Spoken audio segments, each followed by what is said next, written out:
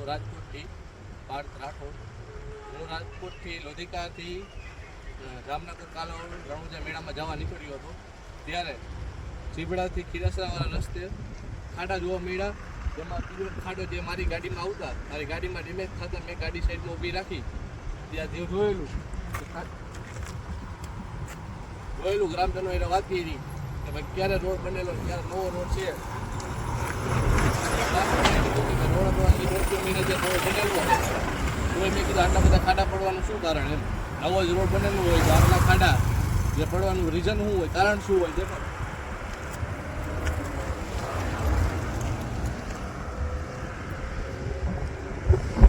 નવા 2 મહિના જે રોડ બની ગયા હોય ત્યારે ખાડા પડવા જ ન જોઈએ.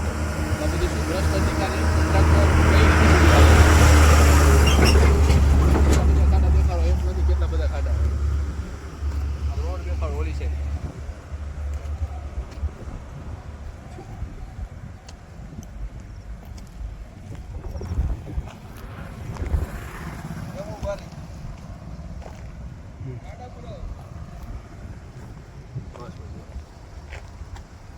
મેં ગ્રામજનો સાથે વાત કરી, અહીંના સરપંચ સાથે વાત કરી તો એમણે કીધેલું કે ભાઈ હાઈવે સ્ટેટ લેવલ સુધીનો આવે છે. સ્ટેટ લેવલ સુધી એ લોકોએ રજૂઆત કરેલી છે.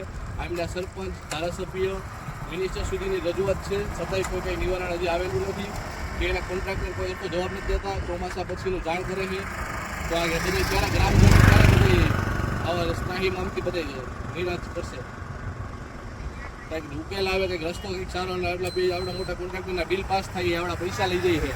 2 મહિનામાં આવા રોડ થઈ જાય એનું કારણ શું? આ ગ્રામજનો એને આપણે વાત કરી